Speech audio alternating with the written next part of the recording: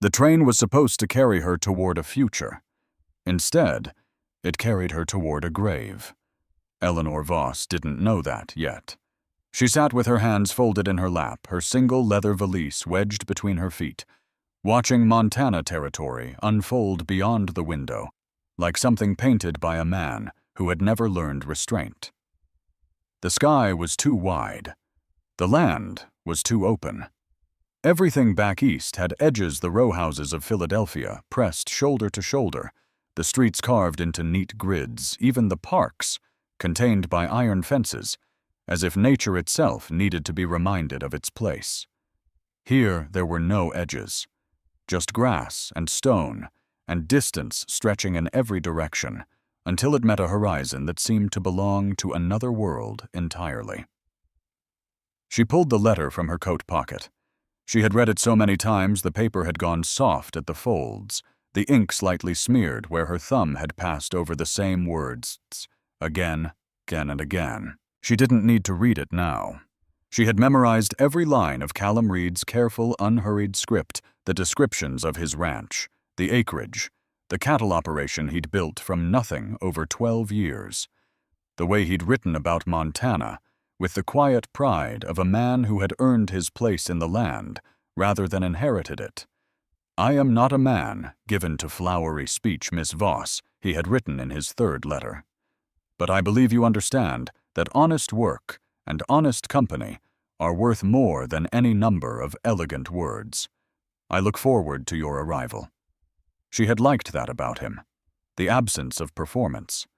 After everything with Thomas, after the way Thomas had smiled at her through 3 years of courtship, and then disappeared within a week of her father's bankruptcy, taking with him every word he'd ever said, as if they'd never existed, she had developed a violent allergy to men who knew how to charm.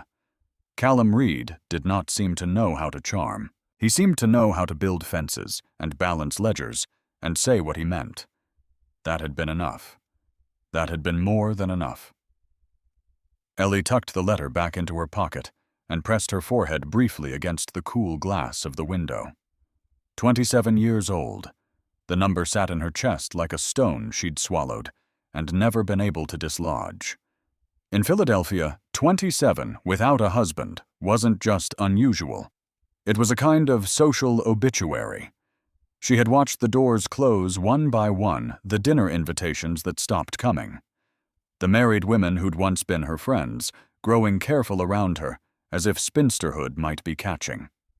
Her father's collapse had only accelerated the process.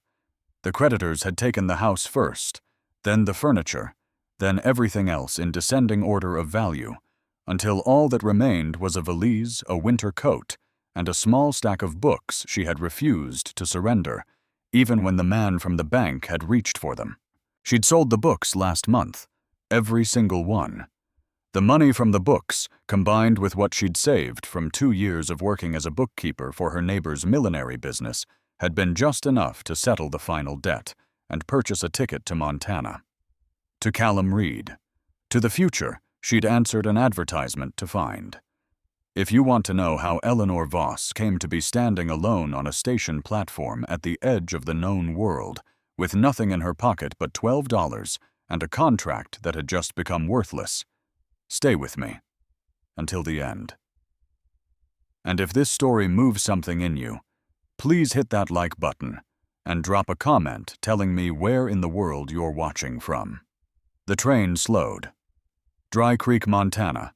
Population 300 souls, 2 saloons, and a post office that also served as the land registry, the telegraph office, and on Sundays, an informal courthouse. The station was a single wooden platform with a roof held up by 4 posts, and the town beyond it was exactly what the name suggested. A collection of buildings arranged along a single main street with the provisional air of structures that hadn't yet decided whether to stay. Ellie gathered her valise and her composure and stepped down onto the platform. The first thing she noticed was that no one was holding a sign with her name. She stood for a moment scanning the faces, a family reuniting near the far end of the platform, 2 men in work clothes arguing about something involving a horse, an older woman collecting a package from the baggage handler, no one looking for her, No tall man with a careful expression and calloused hands the way she'd imagined Callum Reed 100 times on the journey west.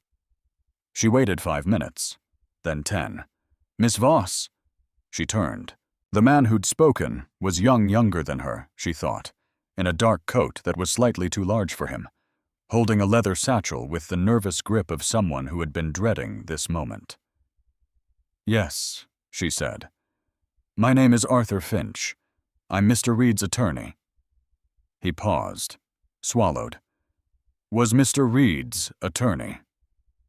The word was entered her chest like cold water. "I'm afraid I have very difficult news," Arthur Finch said.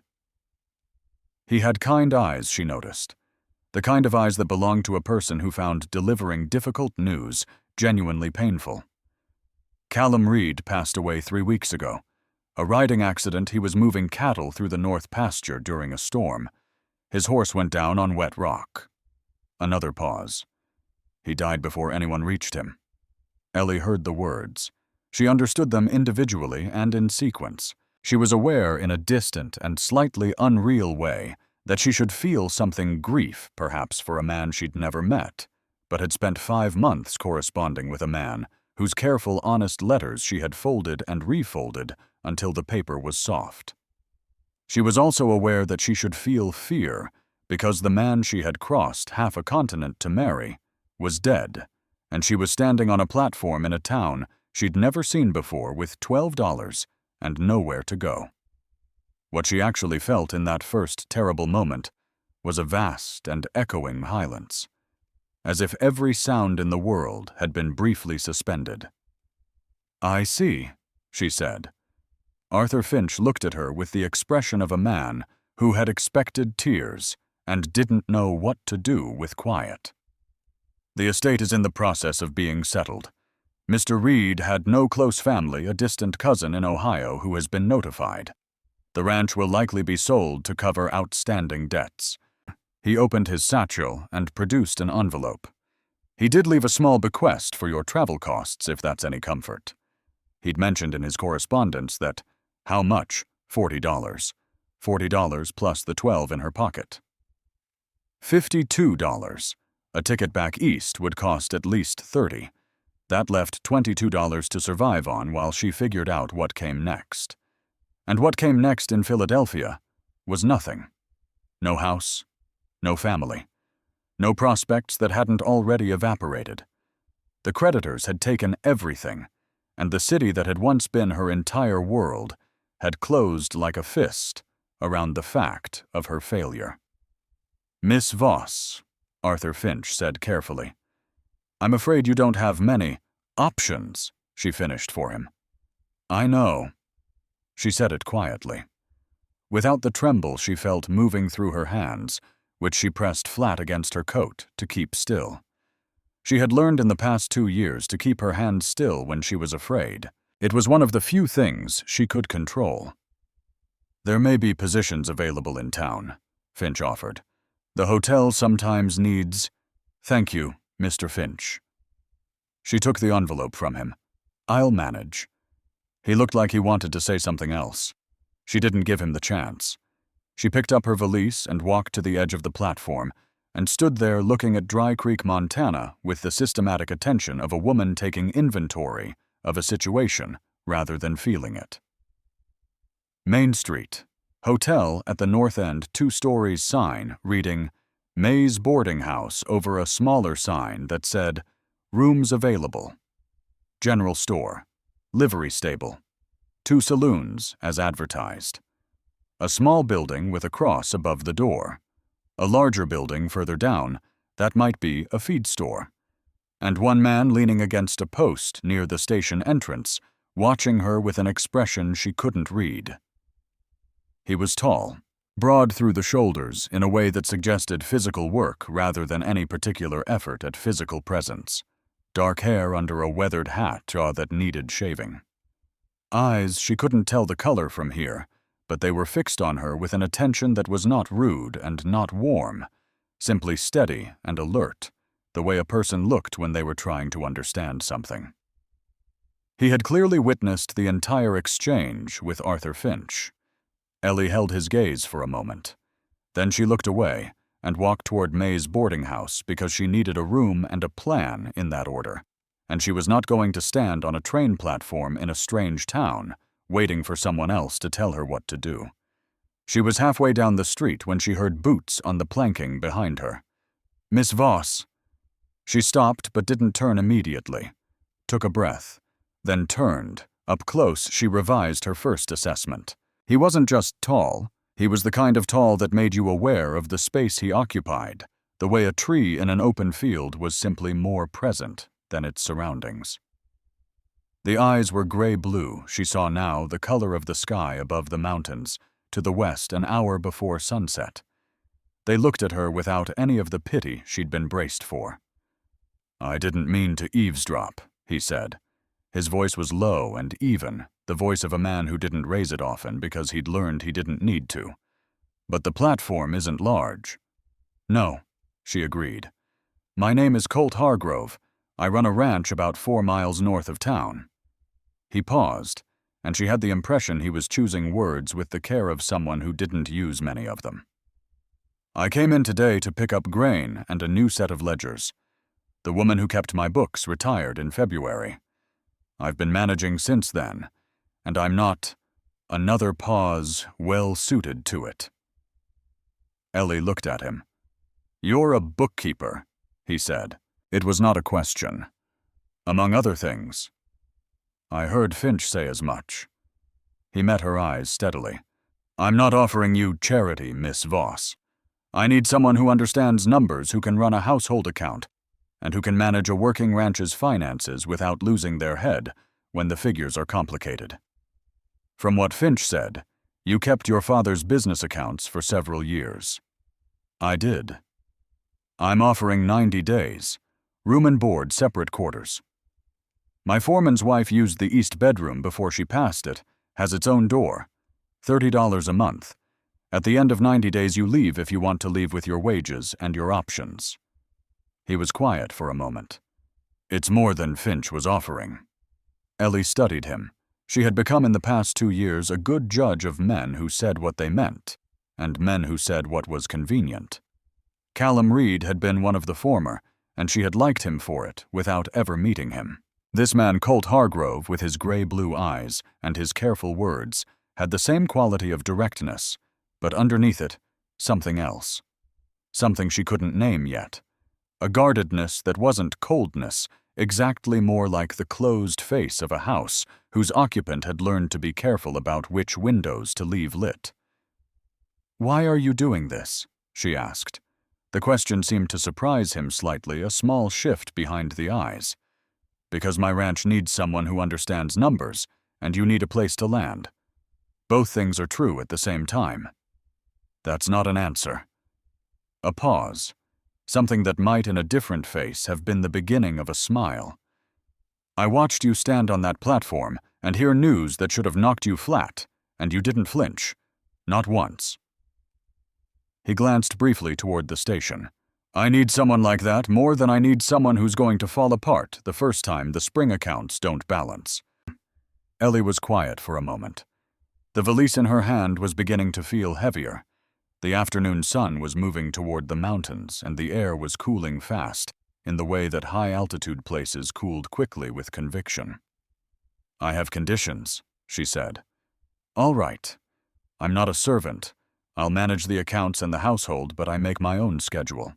I won't be told to stay inside, and I won't be treated as if my opinions on matters relating to the ranch's operation are irrelevant."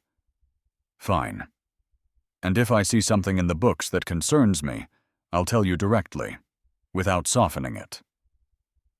Something moved through his eyes, not quite surprise, more like recognition. "I wouldn't want it any other way." "Then we have an agreement, Mr. Hargrove." She extended her hand. He shook it. His grip was firm and brief and entirely without ceremony, which she appreciated. "The wagon's at the livery," he said. "I'll be 20 minutes loading grain." "I'll get my things settled at May's," she said. "I'll tell her I need the room only for tonight." She turned and continued toward the boarding house, and did not let herself think until she was safely inside, with the door closed behind her, about how completely and utterly alone she was in a world that had rearranged itself one more time without consulting her. May Calloway turned out to be exactly what a woman named May Calloway, running a boarding house in Dry Creek, Montana, ought to be 60 years old, built like a person who had never had time to be anything but practical, with gray hair pinned up with the efficiency of someone who hadn't thought about their hair in decades, and sharp brown eyes that missed nothing. She poured Ellie a cup of coffee without asking, and set it on the table in front of her with the authority of someone who had determined that coffee was what was needed here. "So," May said, settling into the chair across the table in the small back room that served as her office and her kitchen, and it appeared her general headquarters for managing the known world. "Hargrove offered you the East Room." Ellie looked up from the coffee. "News travels quickly. I watched the whole thing from the window." May's tone was matter-of-fact rather than apologetic. "Couldn't hear the words, but the body language tells you enough. You're smarter than you look to take him up on it." "I wasn't aware I looked unintelligent." May smiled a brief approving thing. "That's not what I meant. I meant most women in your position would have taken the train money and gone back east where things are familiar, even if familiar was terrible. It takes a different kind of person to say, fine, I'll build something out of what's here. Hargrove's ranch is a good operation. Been in his family 20 years. His father built it. Colt expanded it. He's not easy company, but he's honest, which in my experience is worth 3 times what easy company is worth." "He seems reserved." "He seems shut," May corrected. "There's a difference. Reserved is a choice. Shut is what happens when something breaks and doesn't mend right." She wrapped her hands around her own cup. "He lost his father 4 years ago. Round about the same time things went sideways with Doyle." "Who's Doyle?" May's expression shifted. Not dramatically, but Ellie had become by necessity a careful reader of faces, and she saw it. A tightening around the eyes, a fraction of a second's consideration before the answer. "Warren Doyle.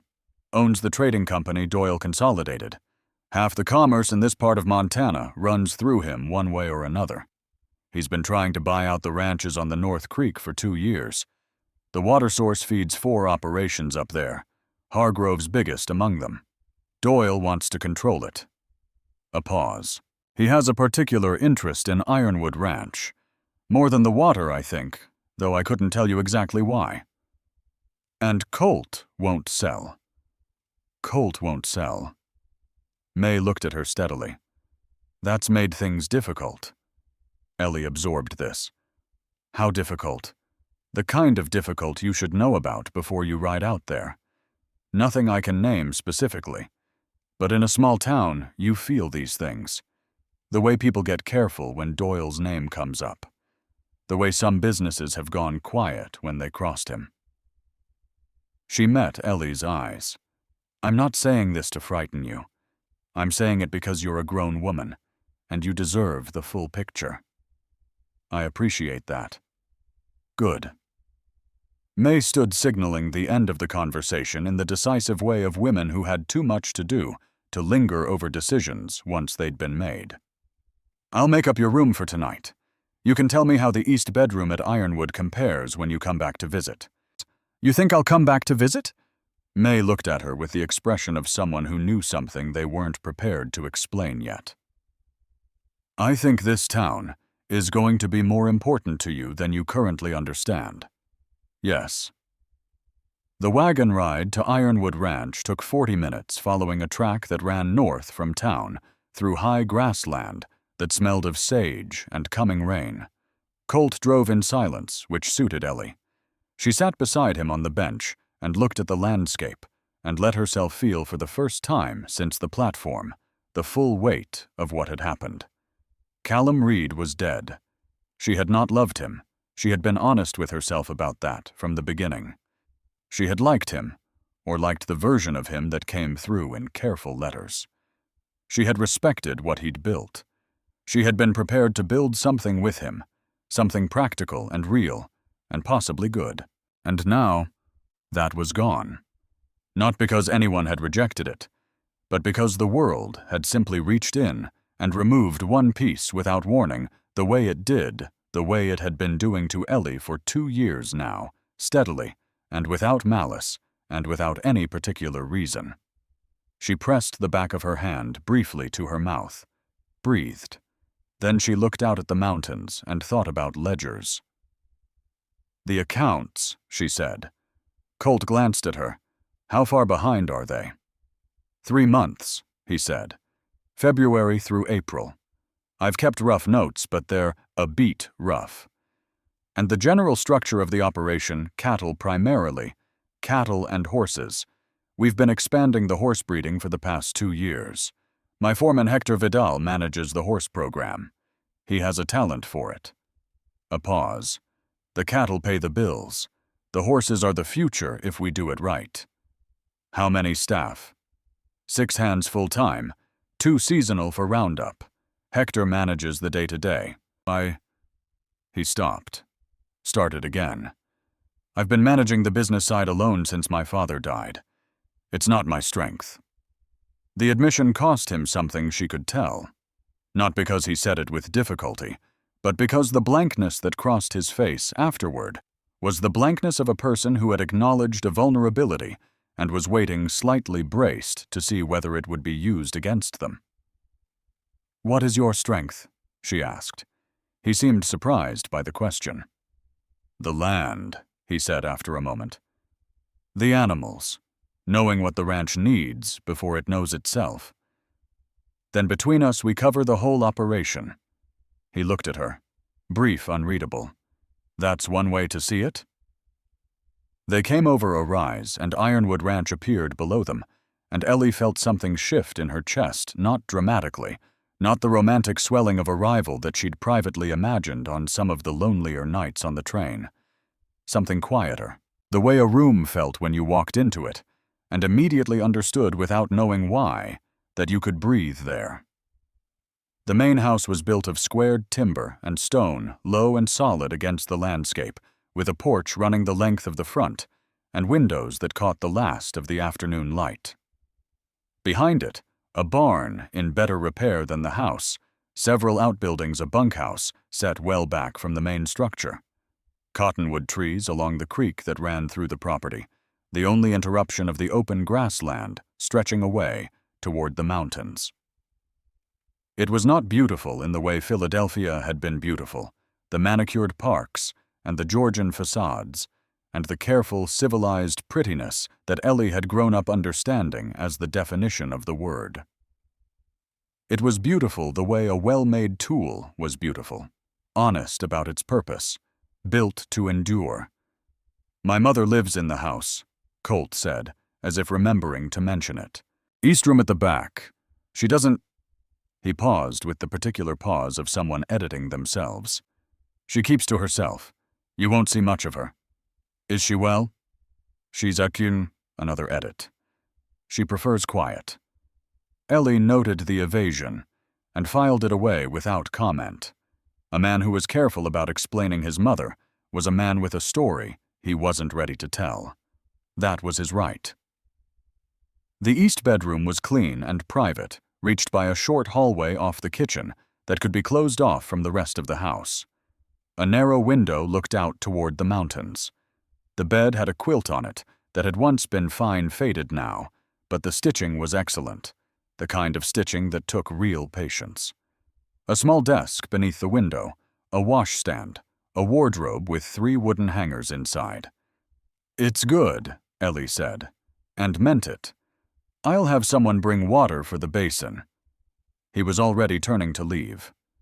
"Mr. Hargrove." He stopped.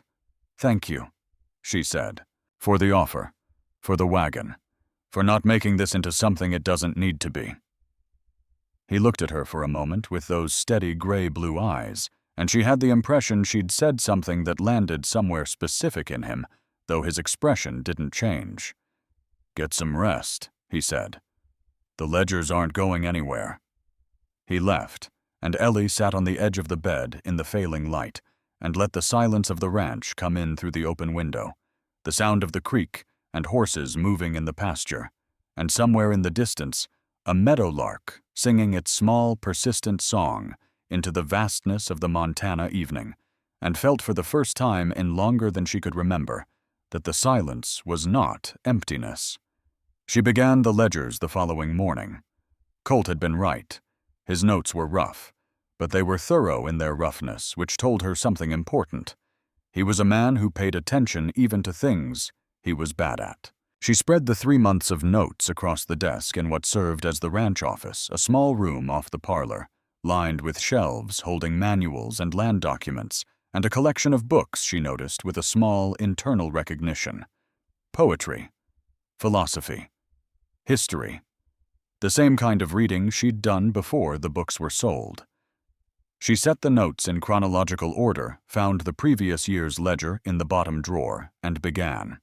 By mid-morning, she had a working picture of Ironwood's finances, and by noon, she had a complete one. It was a good ranch. That was the first and honest conclusion. The cattle operation was sound, the horse breeding program was showing genuine promise, and the underlying land value was strong. Under competent management, Ironwood was not just surviving, it should have been thriving. The word should sat in her mind, with a weight she didn't immediately understand. She went back through the figures, went back further into the previous year's ledger, found the year before that in a box on the bottom shelf. There it was. Small, careful, distributed across enough different line items that you wouldn't find it unless you were looking for it, or unless you understood numbers. Ellie understood numbers, not just as figures to be tallied, but as a language that told stories about the choices that had been made. $100 here drawn against operational expenses, $50 there categorized under equipment maintenance, $60 under feed in a month when the feed receipts showed $40, month after month after month for at least 2 years. Someone had been taking money from Ironwood Ranch, not a lot at once. That was the cleverness of it. Not enough to create an obvious shortfall, just enough to be absorbed to disappear into the natural fluctuation of a large working operation. But over 2 years, the total was significant. Over 2 years, whoever was doing this had taken close to $3,000 from Colt Hargrove. Ellie sat back in the chair and looked at the numbers for a long time. Then she thought about what May had said about Hector Vidal. He manages the day-to-day. The person who managed the day-to-day was the person who signed off on operational expenses, the person who had access to the accounts and the opportunity to make small adjustments that wouldn't be immediately noticed. She didn't know yet if it was Hector. She didn't know if it was someone else entirely. She knew only that someone was stealing from this ranch, and that Colt Hargrove had hired her specifically to find exactly this kind of thing in these numbers, and that in about 48 hours she was going to have to tell him. She closed the ledger and sat with her hands flat on the desk, very still, the way she had learned to be still when the ground was moving. She was still sitting there when she heard from the far end of the hallway a door open. It was the only door she had not yet seen opened. The door at the east end of the hall past the kitchen, past Ellie's own room, the door that Colt had not mentioned, except to say that his mother kept to herself. Ellie rose and moved quietly into the hall. The woman standing at the far end of it was not what she'd expected. She had expected frailty. Colt's careful evasion had suggested something fragile, someone to be protected. But the woman who stood in the hallway doorway was spare and upright, with gray hair pulled back severely and dark eyes that were entirely alert. She might have been 65. She might have been 70. She was looking at Ellie with an expression that was not quite suspicion and not quite hope, but something poised between them. "You made bread," the woman said. Ellie had made bread that morning before the ledgers because the kitchen had flour, and she'd found it occupied her hands in a useful way when her mind was working on something else. "Yes," Ellie said. "Would you like some—" A pause. Something moved across the woman's face, a small, complicated thing, like a door opening just enough to show there was light behind it. "I haven't eaten bread that wasn't my own in 4 years," Ruth Hargrove said. Then come and sit down, Ellie said, as if this were the most ordinary thing in the world. I'll put the coffee on. She turned and walked back to the kitchen, and after a moment she heard footsteps following her. Colt came in at noon to find his mother sitting at the kitchen table with a cup of coffee and a half-eaten slice of bread, talking to the woman he'd hired 48 hours ago about the particular properties of Montana soil and what it was good for growing. He stood in the doorway for a long moment, and something moved across his face that was not quite readable. A sudden unguardedness, brief and unintended, the expression of a person surprised into feeling something they'd put away. He met Ellie's eyes over his mother's head. She didn't say anything. Neither did he. But something passed between them in that silence, a kind of acknowledgement weighted and careful the way the first word in a new language feels the first time you understand it, without having to translate. He sat down at the table with them, and Ruth handed him the bread, without looking at him, and for the first time in 4 years, the kitchen at Ironwood Ranch had 3 people in it at noon. In the days that followed, Ellie settled into Ironwood Ranch the way water settled into new ground, not by force, but by finding the shape of things and moving into the spaces that were already there. She rose before dawn because she always had in the years of managing her father's household after her mother's illness took hold and left nothing behind it but need. She built the fire in the kitchen stove, set the coffee on, and used the quiet hour before the ranch hands arrived for breakfast to think. She had always done her best thinking in the early dark, when the world hadn't yet made its demands for the day. In Philadelphia, that quiet hour had been weighted with dread, the accounts that wouldn't balance the creditors who would call the slow narrowing of possibility. Here the quiet had a different quality. It was simply quiet. The mountains to the west were black shapes against a sky going from deep blue to gray, and the creek made its steady sound, and occasionally a horse moved in the pasture with a low sound of contentment. She thought about the ledgers. She thought about $3,000 moving through the books in increments small enough to be invisible. She thought about Hector Vidal, who had been introduced to her on her first full day, a man of about 40, compact and dark-eyed, with the kind of weathered competence that came from 30 years of working horses. He had shaken her hand with the measured courtesy of a man who neither welcomed her presence nor resented it, simply noted it, and continued about his business. He managed the horses with an ease that was genuinely beautiful to watch moving among the animals, with a stillness that communicated something beyond training. He had a talent, Colt had said. He did. She could not reconcile that talent with theft, but she knew better than most that people held contradictions. Her father had been the most honest man she'd ever known, and still had gone to his grave believing that the business partnership which destroyed him had been a misunderstanding rather than a betrayal, even after the evidence was clear. People were capable of tremendous self-deception about the things they needed to believe. She was still turning this over when Ruth appeared in the kitchen doorway on the 3rd morning. It had become apparently a routine. Ellie had not arranged it, and Colt had said nothing about it. But each morning, around the time the coffee was ready, she heard the soft footsteps from the East Hall, and Ruth Hargrove appeared in the kitchen, with her hair pinned back and her spine straight, and her dark eyes taking in the room with the careful attention of a person relearning a space they had once known well. "You're up again," Ruth said. "Always," Ellie said. She poured a second cup without being asked and set it on the table. "Did you sleep?" Passably. Ruth sat. She picked up the cup, and there was something in that gesture, the simple act of picking up a cup someone had poured for her, that carried more weight than it should have, as if small ordinary kindnesses had become remarkable through their long absence. "You were up until late. I heard the lamp in the office." "The quarterly projections are interesting," Ellie said. "Ironwood should be in better shape than the accounts suggest." A pause. Ruth looked at her over the rim of her cup with an expression that was sharper than it first appeared. Should be, she repeated. Yes. Ruth set down the cup. What does that mean exactly? Ellie considered for a moment whether this was the right conversation to be having with Ruth Hargrove rather than her son.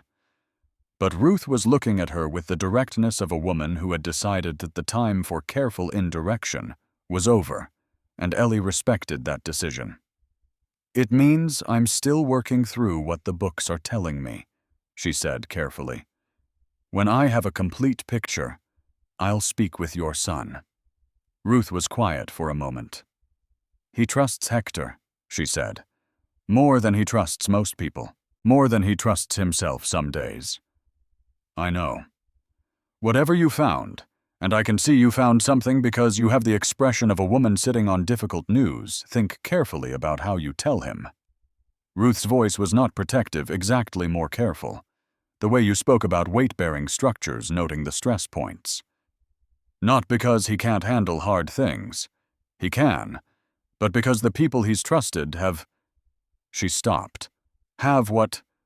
Ruth looked at her steadily. 4 years ago, I saw something I wasn't supposed to see. A meeting between Warren Doyle and a man who worked for him, a meeting about a land deal that involved methods that were not legal. I was the only witness. And when I said I would speak about what I'd seen, Doyle made it clear that there would be consequences. She paused. Not threats with weapons. Doyle doesn't work that way. He works through pressure, through making things difficult for people you care about, through removing their ability to operate in the world. She looked at the window, the mountains visible through the glass. Colt brought me here and kept me quiet because it was the only thing he could do. He gave up. A breath. He gave up a great deal to keep me safe. And in doing that, he stopped being able to trust easily. He stopped letting people close enough to help him. Ellie absorbed this in silence. The morning light was growing, the kitchen filling slowly with the particular gold of early Montana sun. Why are you telling me this? She asked. Ruth looked at her with those dark eyes that Ellie could now see were Colt's eyes, the same quality of attention, the same guardedness that was not coldness, but self-protection. Because you came here and made bread, Ruth said, as if this were a complete explanation. And because I think you're going to need to understand what you've walked into before you decide whether to walk out of it. Ellie was quiet for a long moment. Then she said, I've already decided. Have you? I've decided 90 days, and then I'll decide again. But I don't... She pressed her hands flat on the table, a habit she'd developed, the physical gesture of steadying herself. I don't intend to run from complicated situations. I've done enough of that. Ruth looked at her for a long, measuring moment. Then something in her face relaxed just slightly.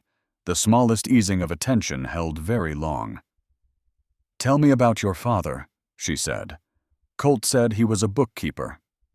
An accountant, Ellie said, for a trading firm. He was very good at his work, honest to a fault, which is rarer than it sounds. She paused. His partner wasn't. The partner had been using the firm as collateral for personal debts for years before my father found out. By the time he found out, the damage was too deep to repair. Ruth was very still. What was the firm's name? Voss and Hartley, in Philadelphia. Something moved across Ruth's face, a quick displacement of expression there, and gone. But Ellie caught it. You recognize the name? Ellie said. A pause. I might, Ruth said carefully. But that's a story for another time. She stood, her coffee only half finished, and pulled her shawl around her with the decisive movement of a woman closing a door. I should go back to my room before Colt sees me and decides I need to be fussed over. Of course, Ellie said, and did not ask again. But she sat alone in the kitchen after Ruth left, and turned the moment over in her mind, the way Ruth's eyes had gone still at the name, Voss and Hartley, the careful way she'd deflected. A story for another time, she had said, which meant there was a story. The ranch hands arrived for breakfast 10 minutes later, filling the kitchen with the sounds and smells of working men. Hector Vidal, among them quiet and efficient, taking his coffee from the pot, with the same measured courtesy as always. She watched him across the room and felt the familiar weight of what she knew pressing against her resolve, and made herself wait. She would tell Colt. She would do it correctly and completely with evidence rather than suspicion. She would give Hector the fairness that the situation deserved, which meant being certain before she spoke. And she would keep her hands still, and her voice even, and her eyes open. That was what she knew how to do. Outside, the Montana morning was expanding the sky, going from pale gold to bright blue, the mountains clear and sharp against it. A hawk circled over the east pasture. The creek moved through the cottonwoods with its constant patient sound. Somewhere in the distance, Colt Hargrove was already at work on the land he'd built his life around. And Eleanor Voss was sitting in his kitchen, learning the shape of a world she had stumbled into by accident, and beginning with the careful, systematic attention she brought to everything, to understand that accident might be another word for something else entirely. The weeks had a shape to them at Ironwood Ranch, and Ellie learned it the way she learned everything, by paying close attention until the pattern became legible. Mornings belonged to the animals and the land, the work that couldn't be delayed or reorganized. Colt and the hands rode out at first light, and returned in the middle of the day for a meal that Ellie had begun preparing automatically, not because she was required to, but because the kitchen occupied her hands while her mind worked. Afternoons were for the office, the ledgers, the correspondence, the quarterly projections she was slowly bringing into order. Evenings were quiet, and in the quiet was where things happened that she hadn't expected. She hadn't expected Colt to stay in the kitchen after supper. The first time it was practical. He wanted to know what she'd found in the March account. She showed him, and they talked through the numbers for 40 minutes at the kitchen table, while the last light faded outside, and she noticed that he asked good questions. Not showy questions designed to demonstrate knowledge, but honest questions from a man who genuinely wanted to understand something he didn't already know. She appreciated that. The second time, there was no particular reason. He simply didn't leave when the others did. He poured himself a second cup of coffee and sat at the table with it, and she was washing the supper dishes, and they talked about the horse breeding program. She had questions about the financial projections, and he had answers that were specific and thoughtful, and somewhere in the middle of the conversation, it stopped being about horses entirely and became about something else. "You don't talk about yourself much," he said. "I've noticed." "Neither do you," she said. "I asked first." She dried the last dish and set it on the shelf before she answered. "There isn't a great deal to tell. At least not that makes for an interesting story. My mother died when I was 20. I spent the next 2 years managing the house and helping my father. Then his business failed and he died, and I spent a year managing that failure. Then I came here." She turned to face him. "The interesting part, I think, is what happens next. The past is just the explanation." He considered this. Most people find the past more comfortable than what comes next.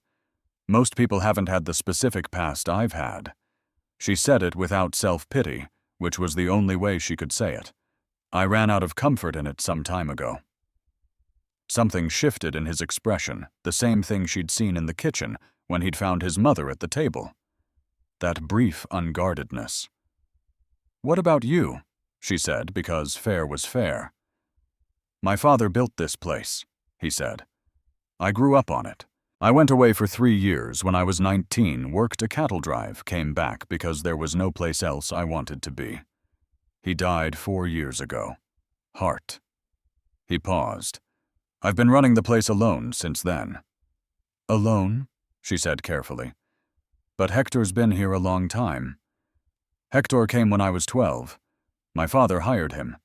He taught me—" A pause. "Everything that Ironwood is in terms of the horses Hector is responsible for. He stayed when my father died. He stayed when—" Another pause, a different quality to this one. "He's been here through everything." Ellie was quiet. She was thinking about the ledgers, about the small, careful withdrawals that had been accumulating for 2 years, about the particular cruelty of a betrayal that came from the person you'd trusted most. She was not yet certain it was Hector. She needed to be certain before she spoke, but the pattern in the accounts pointed steadily and persistently in one direction. "He's important to you," she said. "Yes." She turned back to the counter and folded the dish towel with the deliberate attention she gave to things when she was keeping herself quiet on the inside. She would tell him. She would tell him when she was certain with evidence she could show him, rather than suspicion she couldn't. She owed him that much. She owed Hector that much too. It was 3 more days before she found the final piece. She found it not in the main ledger, but in the receipts box, a stack of paper invoices and payment records going back 2 years, which she'd been systematically sorting into chronological order. The invoice was from a supplier in Helena for horse equipment. The amount matched a line item in the ledger. The date matched. But the invoice had been paid twice, once as recorded in the ledger, and once through a separate account that wasn't recorded anywhere in Ironwood's books at all. She held the duplicate invoice for a long time. Then she went to find Colt. He was in the barn, working with a young mare who was still nervous about being handled on her left side, moving around her in slow, patient circles that reminded Ellie of the way Hector worked that same quality of attentiveness, of communicating something through stillness. She stopped in the doorway and watched for a moment before he noticed her. When he turned, he read her face immediately. "What is it? Can we talk in the office?" He came without asking further questions. That was something she'd noted about him. He did not panic in advance of information. He waited for the actual thing, rather than filling the waiting space with anxiety. It was rare. She laid everything out on the desk. The duplicate invoices. The pattern across 26 months. The total. She walked him through it systematically, the way she'd been taught: facts first, conclusions second. Her own interpretations clearly labeled as such, so he could distinguish between what was certain and what was not. He listened without interrupting. His face was very still. Not blank, the stillness of someone receiving a blow and refusing to let it show was different from the stillness of someone who wasn't feeling anything, and this was clearly the former. She watched him work through it, watched him reach the same conclusion she had. "Hector," he said. It wasn't quite a question. "The accounts point to the person managing the operational expenses. I'm not certain the evidence is circumstantial. But the pattern is—" She paused, chose the word carefully. "Consistent." He was quiet for a long moment. His hands rested flat on the desk, and she noticed they were very still. The same habit she had, she realized, keeping the hands still when the ground was moving. $3,000, he said. "Approximately. I can calculate it exactly if you need the figure." "No." A breath. "Not yet." He stood and walked to the window. Outside she could hear Hector in the corral, with the horses, that soft sound of a man working with animals he understood. "We're going into the spring drive in 3 weeks. I need him for that." "I know. And I need to understand why before I—" He stopped. "Before I do anything." "Yes," Ellie said simply. "That seems right." He turned to look at her. There was something raw in his expression that he hadn't quite managed to put away before she saw it. "You knew this was going to be bad news when you found it." "Yes." "Why didn't you tell me sooner?"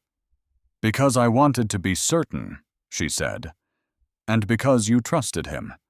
I owed that trust a fair examination before I called it a mistake." Something moved through his face at that. An emotion she couldn't fully name, something in the register of relief or recognition, or the particular feeling of being understood by someone who had every reason not to bother. "Thank you," he said. It was not the polite thank you of social courtesy. It was something else, more careful and more real. She nodded and didn't say anything because the moment was sufficient, without words. The question of Hector's motive resolved itself unexpectedly, and from a direction Ellie hadn't anticipated.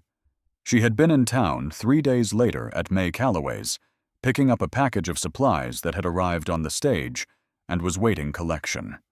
May mentioned with the specificity of someone who had been waiting for the right moment to say something that she'd heard Hector Vidal had a brother in Billings, a brother with a gambling problem of the chronic and expensive variety, a brother whose debts had over the past 2 years grown significantly.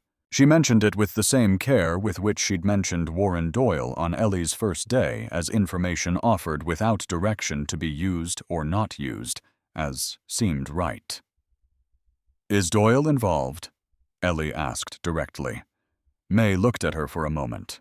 Then, "I don't know that as a fact, but Doyle's been known to buy people's debts, to hold them." A pause. "It gives him leverage." Ellie rode back to Ironwood with that sitting in her chest and spent the evening in the kitchen not talking, which Colt noticed. "What else?" he said.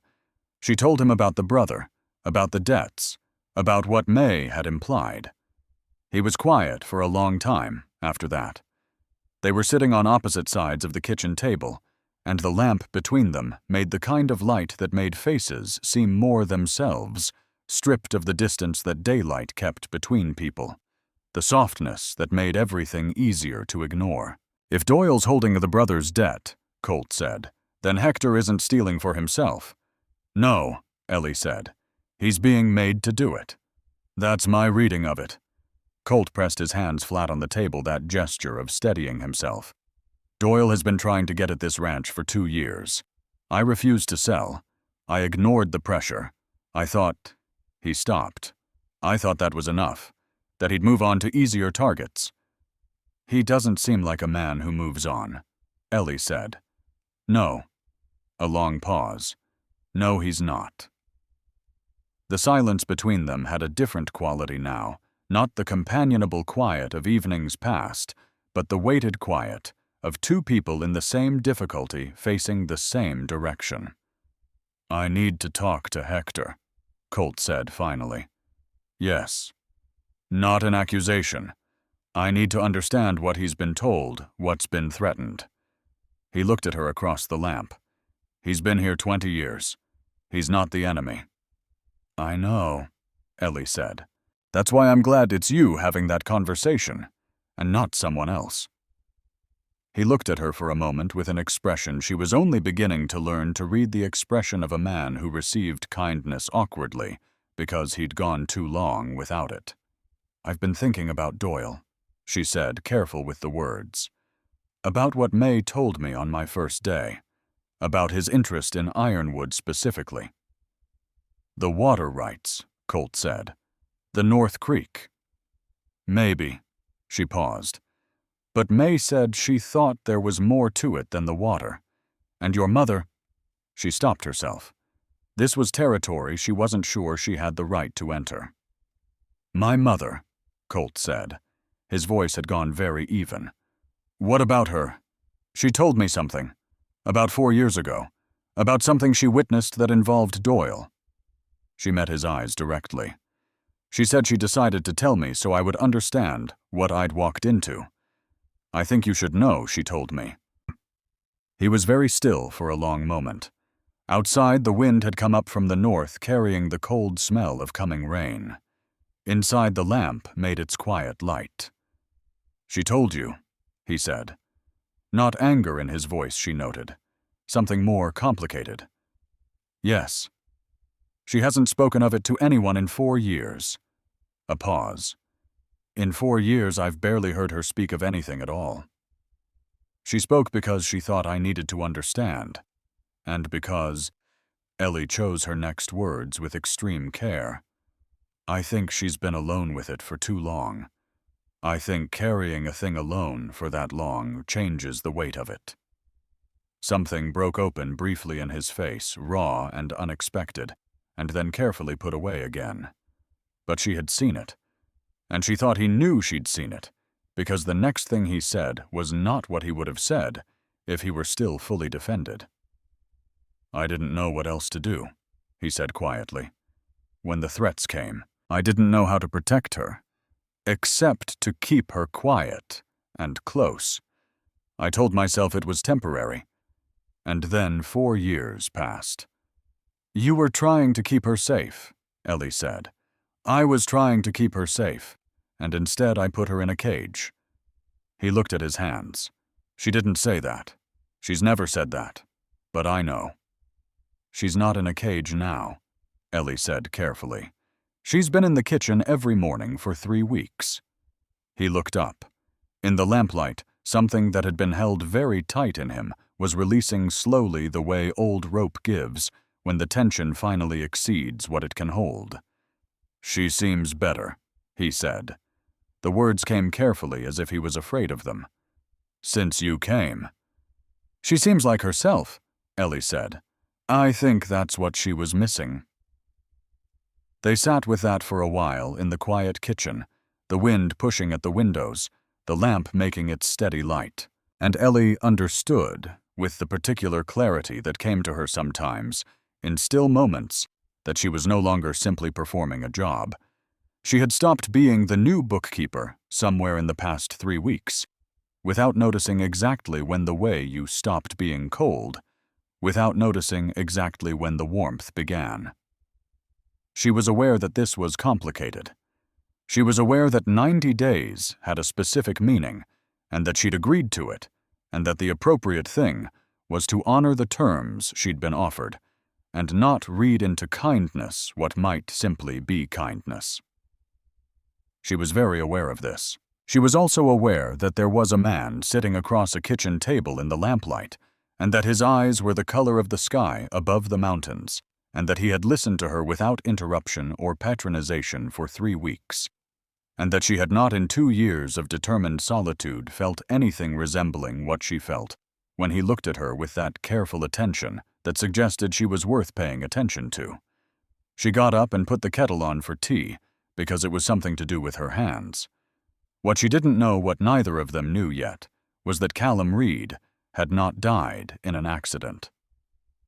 The truth of it came from an unexpected source, a letter delivered to Ellie at Ironwood Ranch by Deputy Sam Lark, who rode out one afternoon in the 3rd week of May, with the air of a man doing something he knew was right, and wasn't sure he was brave enough for. Sam Lark was 26 years old, and had been deputy in Dry Creek for 18 months. He was not, by his own assessment, a particularly courageous man. He was thorough, and he was honest, and he was aware that those qualities in the context of Warren Doyle's influence over Dry Creek were liabilities rather than assets. He had kept his head down. He had done his job within the lines. He had told himself it was enough. Then he'd found the letter in the evidence box. It had arrived at the sheriff's office 2 days after Reed's death, addressed to Reed personally from a man in Helena named Josiah Crane. By the time it arrived, Reed was dead, and the sheriff, a man who had, in Sam's estimation, a complicated relationship with Warren Doyle, had put it in the evidence box without opening it, noting only that it was personal correspondence to a deceased party and would be held for the estate. Sam had opened it. He stood in Ellie's kitchen now, hat in hand, and watched her read it, with a face that confirmed whatever he'd been afraid of. The letter from Josiah Crane said this, that he had been a clerk for Doyle Consolidated, and that he had, over the course of 18 months, been compiling records of Doyle's financial practices, specifically the practice of purchasing land through methods that were not legal, including the deliberate falsification of water rights documents and the coercion of neighboring landowners through debt manipulation. He had been sending these records for safekeeping to Callum Reed, a man he knew from church, a man he trusted. He had been planning to take the full documentation to the territorial governor's office in the spring. Reed, the letter implied, had the documents, or had been meant to have them. And now Reed was dead in what the sheriff had ruled an accident. And Crane, who had written the letter as a precaution 3 weeks before Reed's death, had been found in Billings with a broken leg and a strongly worded suggestion that he reconsider his plans. "I don't know why he sent it to you," Sam said when Ellie had finished reading. He was a young man with an honest face and the look of someone who had recently discovered that being honest was more expensive than he'd budgeted for. "Your name isn't in it, but you were Reed's intended, and the post office knew that, and after Reed died, He paused. I think someone redirected Reed's correspondence to you without thinking about what was in it. It came in the same batch as 3 other letters addressed to you personally. Ellie sat with the letter in her hands. She thought about what she had been carrying, a letter that connected Callum Reed to documentation that could put Warren Doyle in prison. A letter that she had received without understanding what it was, that had been sitting in the pile of correspondence she'd brought from Mays on her first morning at Ironwood, that she'd set aside to answer later, and hadn't gotten to yet, because she'd been busy with the ledgers. She had been walking around with a reason to be dangerous for 3 weeks. Does Doyle know about this letter? She asked. I don't think so, Sam said carefully. I don't think he knows it exists, but if he finds out Reed sent documents to someone... He stopped. Then I become a problem, Ellie said. Sam looked at her steadily. He was frightened she could see that. He was also present, which cost him something. Are the documents somewhere? Ellie asked. The records Crane was sending to Reed. That's what I don't know. Sam turned his hat in his hands. Reed's ranch is being sold for the estate. Whatever he had there would have been inventoried. A pause. By the estate attorney, Arthur Finch. Who works for Warren Doyle? Ellie said. Sam's face confirmed it before he spoke. Doyle is Finch's primary client, yes. Ellie set the letter on the table. She looked at it for a moment, thinking of Callum Reed, a man she'd never met, who had written her careful, honest letters about his Montana ranch, who had been trying to do the right thing and had paid for it. She thought about her father, who had also been trying to do the right thing and had also paid. Mr. Lark, she said, I need to speak with Colt Hargrove. I figured you would, Sam said. That's why I brought it here. She looked at him. He met her eyes, and in his eyes was the particular expression of a young man deciding, perhaps, for the first time, what kind of person he was going to be. Thank you, she said, for bringing it. I haven't done much yet, he said. You came, Ellie said. That's the first thing.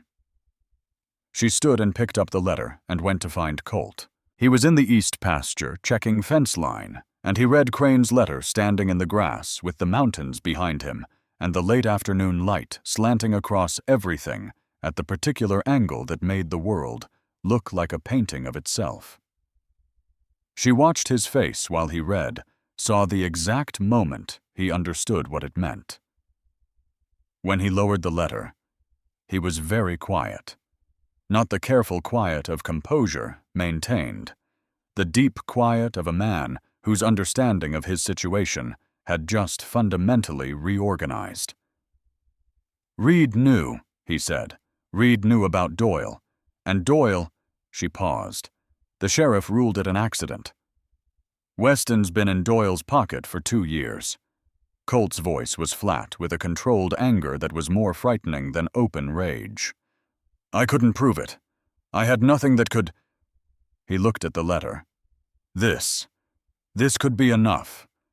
If Crane's documents still exist somewhere. Ellie kept her voice even.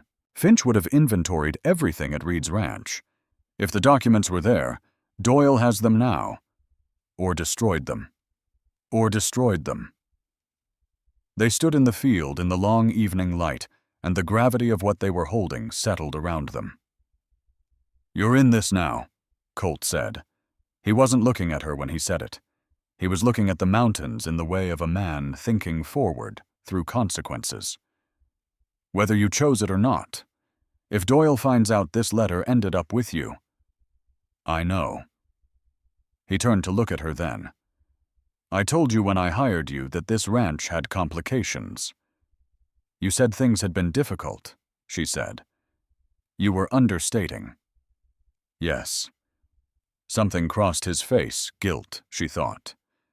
I should have told you the full extent of it. I didn't because I needed someone, and I was afraid you'd leave if you knew. The honesty of it stopped her. She hadn't expected it, the blunt admission, the acknowledgement that he'd been imperfect in how he'd dealt with her. She had dealt with men who never admitted to being imperfect about anything, who decorated their failures in language that made them sound like reasonable choices. This was different. "Would you have told me?" she asked. "Eventually." A pause. "Yes, I was working up to it." He met her eyes. "That probably doesn't help much right now." "It helps more than you'd think," she said, and meant it. The conversation with Hector happened that evening in the barn after the other hands had gone to the bunkhouse. Ellie wasn't there for it. Colt had asked if she minded, and she'd said no, correctly understanding that there were things that needed to be said between two men who'd worked side by side for 20 years, things that required the particular privacy of that history. She stayed in the kitchen and waited, and Ruth came out and sat with her without either of them suggesting it, the way it had become between them, simply present, simply not separate. "He'll be all right," Ruth said after a while. "Colt or Hector?" "Both." She was quiet for a moment. "My son knows how to forgive. He doesn't always know how to ask for help. But he knows how to forgive. His father was the same way." She wrapped her hands around her cup. "I've been thinking about what you told me, about your father's firm." Ellie looked at her. "Voss and Hartley." "I knew a man named Hartley," Ruth said carefully. "Through my husband, there was a business matter years ago involving a land investment. The man my husband dealt with behaved very badly, and my husband lost money he couldn't afford. He never recovered the full amount." She paused. "What was your father's partner's full name?" "Edmund Hartley," Ellie said. Ruth looked at her steadily. "It was Edmund Hartley my husband dealt with, in Philadelphia in the spring of 1879. My husband came home from that meeting and told Colt's father, told him that the only honest man in that firm was a man named Voss, who had been as surprised by the deception as anyone, and who had apologized on behalf of his firm in terms that were genuine." She paused. "My husband always remembered that.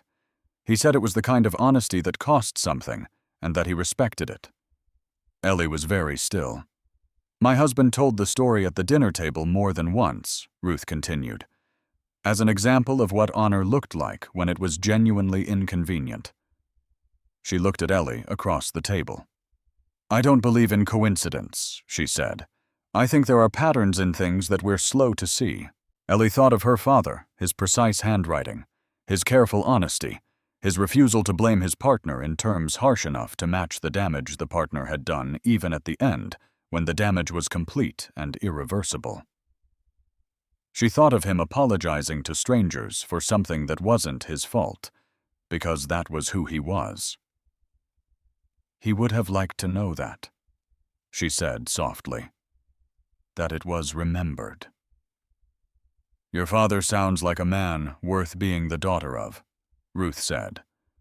And the simplicity of it, the plain, honest weight of it, hit Ellie somewhere she'd kept carefully defended, and she pressed her lips together for a moment, and looked at the window, and breathed. They heard footsteps on the porch when the lamp had burned low. Colt came in first, and behind him Hector. Both men looked wrung out in the way that honesty wrings people out hollow and cleaner at once. Hector's eyes found Ellie immediately, and she expected to see something defensive or hostile there, and instead found only a very tired kind of relief. "I owe you an apology," Hector said. His voice was rough. "And I owe you an explanation if you want it." "I want it," Colt said. He had sat down at the table and was looking at Hector with the expression of a man who was doing the work of holding two truths at once, that someone he loved had wronged him, and that the world was complicated enough to allow for reasons. Hector told it straight. The brothers' debts had started 4 years ago, manageable at first, then not. The debt had been bought by Doyle Consolidated. He hadn't known that until the collector showed up at his brother's door with Doyle's name on the paperwork. Then a man had come to Hector. Not threatening, that wasn't how Doyle worked, just explaining. The debt existed. It could be managed if Hector was cooperative. Small adjustments to the accounts. Nothing that would hurt anyone. It hurt you, Colt said. Yes. Hector's jaw was tight. I told myself it was small enough. I told myself I'd find a way to pay it back. I kept telling myself that for 2 years. He looked at his hands. There's no way to make that sound like anything other than what it was. No, Colt agreed. But I understand the corner you were in. A pause. I should have known. I should have noticed. Another pause. I should have been paying attention to the people on this ranch instead of just the land. The admission hung in the air. Hector looked at Colt, and something between the two men shifted, not resolved, not erased, but visible now, which was the beginning of anything. What do we do about Doyle? Hector asked. We find what he took from Reed's ranch, Ellie said. All 3 men looked at her. She'd been quiet so long they'd half forgotten she was there. And we give it to someone who can use it. Sam Lark was still in Dry Creek. She had his name, and she had his expression when he'd handed her the letter. The expression of a young man deciding what kind of person he was going to be. She thought he had decided. She thought he was waiting for someone to give him a clear direction. Deputy Lark, Colt said slowly. You think he'll move against Doyle? I think he wants to, Ellie said. And I think he needs to know he's not doing it alone. Ruth, who had been silent in her chair in the corner, said quietly, I'll testify, if it comes to that. All eyes moved to her. She sat straight and still and absolutely certain. I've been waiting 4 years for a clear direction, she said. I think I see one now. The kitchen was quiet for a moment. Then Colt crossed the room to his mother and put his hand on her shoulder, and she reached up and covered his hand with hers, and neither of them spoke, because there was nothing to say that the gesture didn't already contain. Outside, the Montana night was deep and full of stars, and Warren Doyle, sitting in his fine house on the south side of Dry Creek, didn't yet know that the walls were beginning to come in.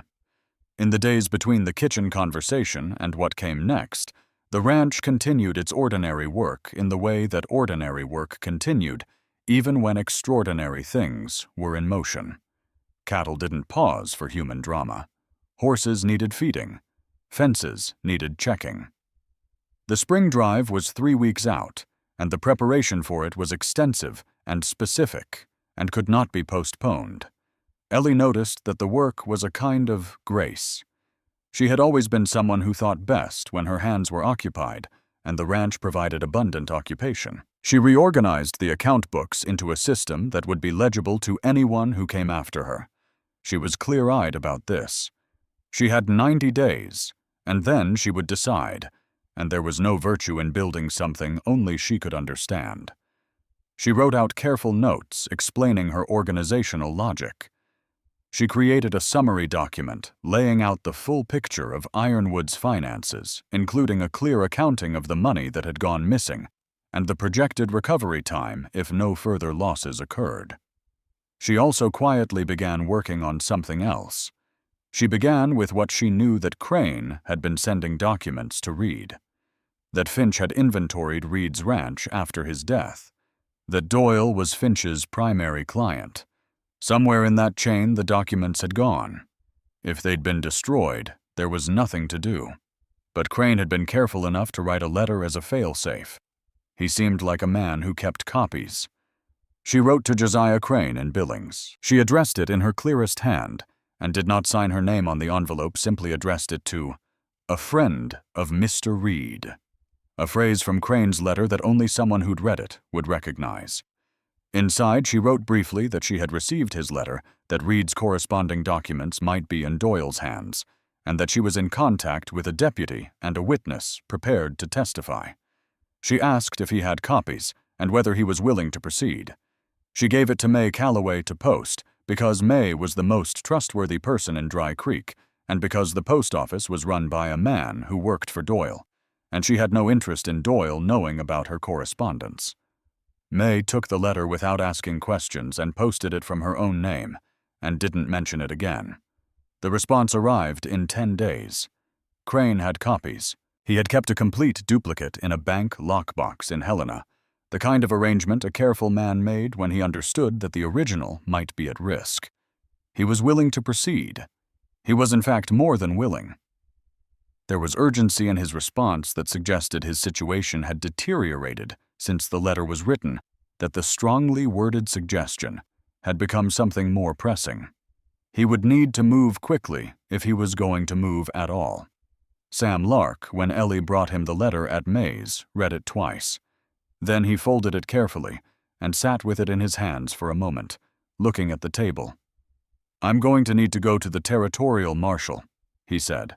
"Sheriff Weston won't move on this. If I bring it to Weston, it ends here." He looked up. "The territorial marshal's office is in Helena.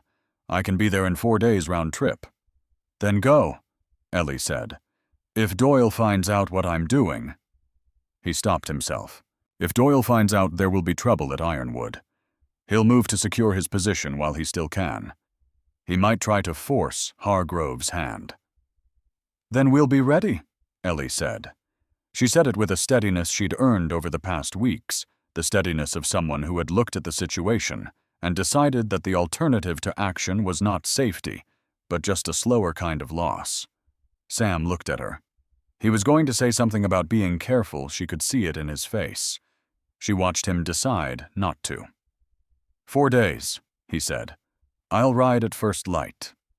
She went back to Ironwood with the particular feeling of a person who has set something in motion and now has to live in the time before it arrives.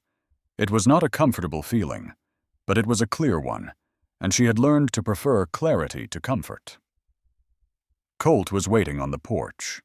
He'd seen her ride up and come out to meet her, and she told him about Crane and about Sam and about the 4 days. He listened with his hands in his pockets and his eyes on the mountains while she talked, and when she finished, he was quiet for a moment. "You've been moving on this for 2 weeks, he said. "Not accusatory. Observational." "Yes." "Without telling me." "I was waiting until I had something concrete to tell you." She paused. "I know that's a familiar argument. It's what I said about Hector. I know how it sounds. It sounds like you're careful about what you say until you're certain." He turned to look at her. "That's not a criticism." "You should have been involved in the decision to contact Crane," she said. "That was my error. It's your ranch and your situation, and you had a right to know what I was doing." He looked at her for a moment with that expression she'd learned to wear. The slight unguardedness, the recognition. "You're doing it again," he said. "Doing what? Holding yourself accountable in ways that most people don't bother with." Something moved across his face. "You were accountable for what you knew. You didn't know about Crane for certain until he wrote back. And you told me the moment you had something to tell." "I'm trying to learn when to bring people in earlier," she said. "I have a habit of carrying things alone." "So do I," he said. They were standing on the porch in the late afternoon, and the light was the color it got in the mountains at this hour, that particular deep gold that made everything look slightly more significant than usual. The horses were moving in the far pasture, and from inside the house came the sound of Ruth in the kitchen, a domestic sound, the sound of someone living. "I've been thinking," Colt said carefully, "about what happens when the 90 days are done." Ellie was very still. "I know what I said when I hired you," he continued. "I said you'd be free to leave at the end of it. And you will be. I meant that. And I still mean it." He paused. "But I want you to know, before whatever happens in the next 4 days, before it gets complicated, I want you to know that I would prefer you to stay." She looked at him directly, the way she looked at ledgers when she was trying to understand what they were telling her. "Why?" "Because this place is better with you in it. Because my mother came out of her room. Because I understand my own finances for the first time in 3 years. A pause. Because I look forward to the evenings in a way I hadn't for a long time, and it's because of you, and I thought you should know." The last of the afternoon light moved across the porch. Somewhere in the cottonwoods, the creek was talking to itself. I appreciate you saying that, Ellie said carefully. I need you to know that I'm still deciding things. About myself. About what I want, not just about where I go. She met his eyes. I'm not saying no. I'm saying I'm not ready to say anything definitive while Doyle is still sitting 4 miles south of here. Something in his face relaxed. Not disappointment, more like someone who had been braced for a worse answer and found the actual one navigable. That's fair, he said. It's also true, she said, that I've been looking forward to the evenings as well. I thought you should know that, too. He looked at her for a moment. That almost smile again, the suggestion of it, the implication. 4 days, he said. 4 days, she agreed. She went inside to start supper, and Colt stayed on the porch for a while longer, looking at his mountains. And in the kitchen, Ruth was already at the table, and there was bread rising on the counter. And outside, the day was going down in all its colors toward the dark. The 4 days passed with the specific quality of time that moves too slowly during the days and too quickly during the nights when thought has no competition. Ellie slept lightly, woke often, lay in the dark of the east bedroom, and listened to the ranch. It had a particular voice at night, different from the daytime voice of activity and purpose more elemental, the creek and the wind, and occasionally the horses moving in the pasture. And once in the deep middle of the night, a coyote singing to a moon she couldn't see through the window. She had learned the difference between the sounds that meant something and the sounds that simply meant the land was alive and doing what land did. She lay in the dark and catalogued the sounds and thought about what was coming, and when she finally slept, she slept deeply. On the second day, Ruth came to find her in the office. This was new. Ruth had been coming to the kitchen in the mornings for 3 weeks, but she had stayed within the familiar boundaries of that space. The table, the window facing the garden, the chair she'd taken as her own. Coming to the office meant crossing into a different part of the house, a deliberate expansion. She stood in the doorway with her shawl around her shoulders and looked at the desk covered in papers, and the shelves of ledgers, and the oil lamp burning in the afternoon dimness, and said, "Can I ask you something?" "Of course," Ellie said. Ruth came and sat in the chair across the desk, Colt's chair, when he came to review accounts, and folded her hands in her lap with the practiced stillness of a woman who had spent 4 years being very, very still. "When you look at what's ahead," Ruth said, "the next weeks, whatever happens with Doyle and the marshal and all of it, are you frightened?" Ellie thought about it honestly before answering. "Yes. When I think about what Doyle might do if he feels cornered, what that could mean for the ranch, for the people here." She paused. "But the fear has a different quality than it used to. Before I was afraid of things, I had no control over the creditors, the debts, the world narrowing. This is different. This is fear, with something underneath it." "What's underneath it?" "The knowledge that what I'm doing is the right thing," Ellie said. "That changes the quality of it. I'm still afraid, but I'm not hollow with it. There's something solid under the fear." Ruth was quiet for a moment, looking at her with those dark eyes. "I want you to know something," she said. "When I told you about Doyle, about what I witnessed about the 4 years, I wasn't just telling you for your benefit. I was telling you because I needed to say it to someone outside this house. Someone who hadn't already decided how to arrange their face around the difficulty of it." She paused. "You listened without arranging your face." "It's an important story," Ellie said. "It is." Ruth looked at her hands. "I've been thinking since then about what I've been doing.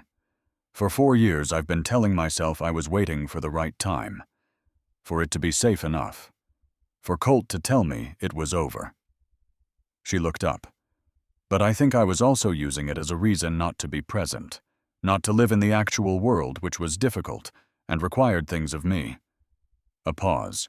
"Your coming here, your being what you are, reminded me that difficult things don't stop being necessary just because they're difficult.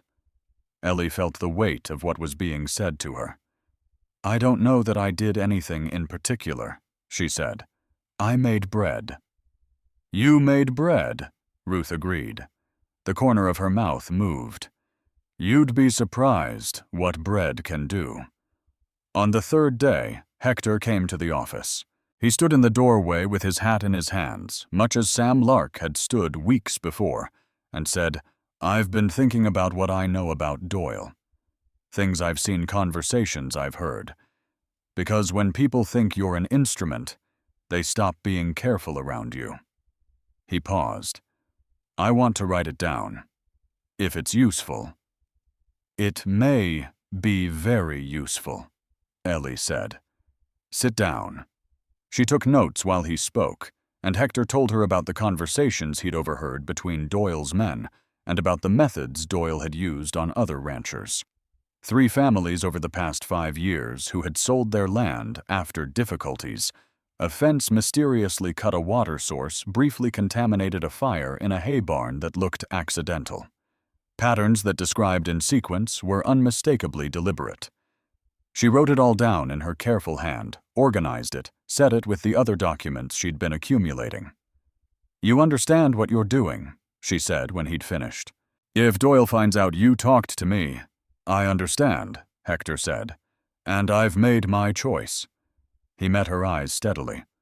"My brother's debts are not going to be paid by me destroying a man who gave me 20 years of fair work and good faith. I should have seen that 2 years ago. I didn't. I'm seeing it now." "Is your brother safe?" Ellie asked. "I sent him money last week to get out of Billings." A pause. He doesn't know why. He thinks it's generosity. Another pause. "It'll have to be enough." On the morning of the 4th day, Sam Lark rode into the yard at Ironwood Ranch with a man Ellie had never seen before. A broad man in a marshal's coat, middle-aged with the look of someone who had been dealing with Warren Doyles his entire career and had learned to move carefully and completely. His name was Marshal Elias Webb. He came into the kitchen and sat at the table and drank the coffee Ellie poured him, and said very little for several minutes reading through the papers she set in front of him. Colt sat across from him, steady and quiet. Ruth sat in her corner chair. Hector stood near the window. Finally, Webb looked up. "Crane's documents are intact," he said. "I went to Helena before I came here. They're in protective custody now." He looked at Ellie. "You understand that correspondence from Crane to Reed, redirected to you, is part of the evidentiary chain. You'll need to give a formal statement." "I understand," she said. "Mrs. Hargrove." He looked at Ruth. "Sam tells me you witnessed a meeting between Doyle and his agent 4 years ago." "I did," Ruth said. Her voice was clear and steady, the voice of a woman who had made her decision and was done with the deliberating. "I can describe what I saw and heard in detail. I've had 4 years to remember it." Webb nodded slowly. "This is a strong case. Stronger than I expected given how long Doyle's been operating." He set his cup down. "Here's what I need you to understand. When we move on Doyle, he may move first. He has eyes in this town, and some of them will tell him something is wrong. He may try to force the ranch issue the land the water rights before he loses the ability to." He looked at Colt. "Can you hold this place if he sends men?" "Yes," Colt said. "I have 6 hands, and I have warning." "You also have me," Hector said quietly. "For whatever it's worth." "It's worth a great deal," Colt said, and looked at Hector directly, one man to another, with the particular directness that was its own kind of repair. Webb left with Sam to begin the formal process telegraphs to the territorial capital official, warrants the machinery of law, moving slowly and with purpose. He said it would be 2 days, perhaps 3, before the warrant could be executed. "In those 2 or 3 days," Ellie said to Colt when Webb and Sam had gone, "Doyle might learn something." "Then we prepare for that possibility," Colt said. What followed was not dramatic in the way preparation is not dramatic. Colt spoke to the ranch hands plainly and completely, telling them the full situation and what it might mean. Not one of them left. The men checked the equipment and the fences and the barn with the focused attention of people who understood that the best preparation was to know your ground thoroughly. Ellie took stock of the house, what they had, what they might need, if they couldn't get to town. She wasn't mechanical about it. She was thorough. She noted where the weaknesses were in the physical structure, where the strongest positions were on the property, what resources they had. She had grown up reading about the civic upheavals of Philadelphia's history, the way ordinary people managed extraordinary situations by understanding their surroundings completely. She applied that now. Ruth, who had been watching all of this from the kitchen, said on the second evening, "You're not what I expected, you know. When Colt told me he'd hired a woman from back east to manage the books." "What did you expect?" Ellie asked. "Someone more," Ruth considered. More fragile, more defined by what had been done to her. She was quiet for a moment. "What you are instead is someone who takes the shape of what's needed, without losing the shape of themselves." Ellie thought about this. "I'm not sure I've done it gracefully." "Gracefully doesn't matter," Ruth said. "Truthfully matters. The rest is decoration." Colt came in from the last check of the evening and found them at the table in the kitchen, the lamp between them, his mother and the woman he'd hired 90 days ago to manage his accounts, talking with the ease of people who had found the frequency that made conversation effortless. He stood in the doorway for a long moment and felt something he hadn't felt in a long time, the particular warmth of a house that had people in it who chose to be there. Not because they were obligated or had nowhere else to go, but because this was where they had decided, and the decision was ongoing and daily and real. "Come and sit down," his mother said without looking up. "There's coffee." He came and sat down. Outside, the Montana night was doing what Montana nights did, enormous and star-filled and indifferent and magnificent. Inside, there was coffee and lamplight and the sound of people who had decided separately and for different reasons to stay. It was on the second night of waiting that they came. There was no dramatic announcement, no forewarning beyond the sudden stilling of the horses in the pasture, which Colt heard from the porch where he'd been sitting in the dark, out of a habit of vigilance that had never fully left him. He was up and moving before he'd consciously decided to move, the way the body sometimes knows things before the mind catches up. He came to the kitchen door and said quietly, "Wake everyone. Stay inside." Ellie, who had not been asleep, was already up. There were 4 of them, she counted later, reconstructing the sequence, who came onto the Ironwood property under cover of darkness, with the specific purpose of doing what Doyle had been doing to troublesome landowners for 5 years, creating a difficulty, something that looked like accident, something that removed the ability to resist. This time, the target was the barn. Fire was Doyle's method when everything else failed, and the spring drive preparations meant the barn was full of equipment that could not be quickly replaced. What Doyle's men did not know was that Colt Hargrove had served in the cavalry under a colonel who had taught him that the best defense was prepared ground and patient waiting. What they did not know was that 6 ranch hands had been sleeping in rotation 2 awake at any given time since Webb had ridden away 2 days ago. What they did not know was that Hector Vidal, who had worked for Doyle's purpose without knowing the full shape of what he was part of, now knew the full shape and had chosen accordingly. The men were intercepted before they reached the barn.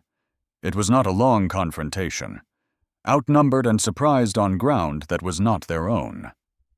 Doyle's men made the calculation that retreat was preferable to consequence. One was caught a man named Briggs, who had been identified by Hector as someone he recognized from Doyle's operation. 2 others were turned back toward town, with what Colt described to Ellie afterward, with the specificity of a man who had been a cavalry officer and still had a cavalry officer's language as a clear indication of their options. The 4th disappeared into the darkness entirely. In the house, Ellie stood in the kitchen with Ruth. She had stayed in the kitchen not because she was afraid she had passed through fear into something clearer on the other side, but because Ruth was there, and Ruth was holding herself together with a visible effort that deserved witness. She'd taken Ruth's hands when the shouting started outside and held them through the sounds of confrontation, and Ruth had held on with a grip that said everything about what the past 4 years had cost her, and what it meant to have someone beside her now. When the sounds outside resolved into Colt's voice, calm and directive, giving orders to secure the prisoner and check the barn, Ruth let out a long, slow breath, and then she squared her shoulders and released Ellie's hands and stood up from the table. "Well," she said. Her voice was perfectly steady. "I'll put the coffee on." In the morning, Sam Lark arrived before the sun was fully up. He had the warrant. He had ridden through the night from the county seat because Marshal Webb had moved quickly once the official machinery was in motion, and because Sam, who had spent 18 months being careful and now had decided to stop, had not waited for dawn. He was muddy and tired and absolutely present. Warren Doyle was arrested at his house on the south side of Dry Creek before 9 o'clock in the morning. Ellie heard about it from May, who came out to Ironwood that afternoon with the news, and a quantity of food prepared under the apparent assumption that whatever had happened the previous night had resulted in people not eating properly. She arrived in the yard and handed down a covered pot from her wagon, with the efficiency of a woman who managed crises through provision, and told the story of Doyle's arrest with the compact precision of someone who had been watching this develop for a long time and was deeply satisfied by the resolution. "He didn't say a word," May said, sitting at the kitchen table with her coffee. "Not one word. Walked out of his house with his coat on and got into the marshal's wagon and sat there like a man who'd always known it might come to this." A pause. "The sheriff resigned this afternoon, before anyone asked him to." "What happens now?" Ellie asked. "Trial," May said. "Could be months, but with Crane's documents and your letters and Ruth's testimony, and that man you caught last night, Briggs is already talking apparently, because Doyle's version of loyalty only worked as long as Doyle's power was intact." She shook her head. "It's enough. It's more than enough." Ellie was quiet for a moment. She thought about Callum Reed, who had been trying to do the right thing and had not lived to see it done. She thought about her father, who had also been trying to do the right thing and had died believing it hadn't mattered. She thought about how often right things happened slowly and partially and never quite the way you imagined, and how that didn't make them less worth doing. "He deserved better," she said softly. May knew who she meant. "He did," she said. "But you finished what he started. That's not nothing." Colt found Ellie in the office that evening, sitting at the desk with the lamp lit, and the papers arranged in the careful order she'd made of them over the weeks. She had been sitting there for a while without actually working on anything, which was unlike her, and which she was aware of. She was simply sitting with the day. He came in and looked at her for a moment. Then he came and sat in the chair across the desk. "How are you?" he asked. It was such a simple question. She considered giving a simple answer. Then she said, "I'm not sure yet. I'm still getting there." "That seems right. I keep thinking about Reed." She looked at the lamp. "He wrote me good letters. He was honest in them the way some people are only honest in writing because the distance makes it easier. He didn't know me at all, really, but he wrote as if he thought I was worth being honest with." A pause. "I'm glad what he was trying to do wasn't lost. I'm sad that he was." "Yes," Colt said simply, not filling the silence with comfort, just being present in it. After a while, she said 90 days. He looked at her. "It's been 92 days since you hired me," she said. "I counted this morning. 2 days ago I passed the end of my trial period." "I know," he said. "You didn't mention it." "I didn't want to pressure you." A pause. "I told you when you were free to leave. I meant it. But I also meant what I said on the porch. Both things are true." She looked at the desk, at the ledgers she'd organized, the accounts she'd balanced, the papers, that told the story of a ranch that should be thriving, and now, with the burden lifted, would. She thought about the east bedroom, with its window facing the mountains, and the quilt, with the excellent stitching. She thought about Ruth at the kitchen table every morning. She thought about evenings. Then she looked at Colt Hargrove, who was looking at her with that steady attention that she had come to understand was not a performance of patience, but actual patience, a man who had learned through loss and time that things were worth waiting for, if they were real.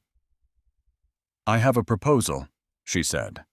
Something moved in his expression, the almost smile. "In my experience," he said, "your proposals tend to be well considered." "This one is the most practical thing I've ever put to anyone," she said, and reached across the desk and opened the bottom drawer and took out the thing she'd been thinking about for a week. She set it on the desk between them. It was a document. She had written it herself in her careful accountant's hand, with the precision she brought to things that mattered. It was a partnership agreement. A simple one. She had kept it simple deliberately, because simple things held when complicated things cracked. It laid out plainly that Eleanor Voss and Colt Hargrove intended to operate Ironwood Ranch as equal partners in the business decisions, in the financial management, in the direction and future of the enterprise. It covered the practical elements with the thoroughness of a woman who understood that love without architecture was a wish and not a plan. It left space at the bottom for 2 signatures. Her own name was not yet on it. Colt looked at the document for a long moment.